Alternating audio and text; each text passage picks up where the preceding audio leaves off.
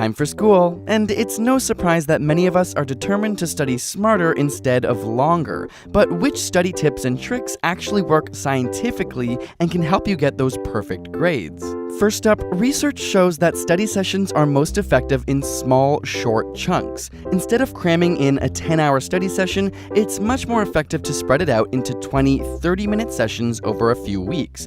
This is because your brain is better at encoding information into the synapses in short, repeated sessions as opposed to one large one. And this is why even learning different skills, whether it's swimming, tennis, or a singing lesson, often follows this same format. And while cramming and pulling all-nighters may be a ritual, it turns out that this is linked to the lowest grades. After prolonged nocturnal study sessions, reasoning and memory may be negatively affected for up to 4 whole days. Instead, setting up specific times in a day or during the week just to study primes your brain by creating a routine, and over time, studying actually becomes easier as your brain is trained to learn in those moments. And while many of us spend hours passively rereading our notes or highlighting a textbook, studies have shown this to be ineffective. It doesn't improve your understanding of topics, nor does it link key concepts together. It can even be detrimental as it draws your attention to less important information. Flashcards, on the other hand, are proven to be excellent memory reinforcement tools, whether during your scheduled study times or during off times like a bus ride home. It also helps to have a specific goal for each study session. Instead of aimlessly studying, pick one aspect you'll focus on, whether it's balancing chemical equations or learning how to conjugate French verbs. If you can't explain it simply, then you don't understand it well enough.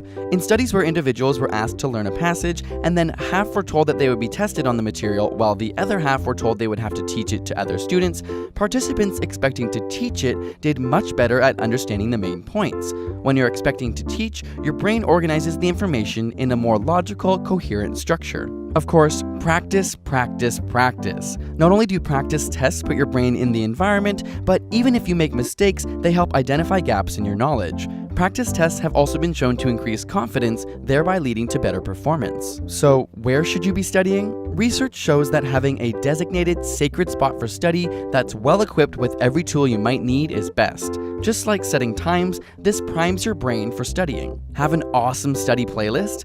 Not so fast. While some studies have shown that certain types of classical music can help improve concentration, a recent study has shown that learning with rhythmic background noise can be detrimental to focus, and those not using music fared much better. And if you haven't already, put away your phone. This is a no-brainer, but your texts and social media notifications severely decrease concentration. Of course, exams can be extremely stressful, so if you want some tips on how to deal with exam anxiety, check out our ASAP Thought video, which breaks down some tips for that. Link in the description. And a big thank you to TD Bank for sponsoring this video. If you're heading to campus this fall, click on the link below or visit td.com/student to see how TD can help you start school with a plan.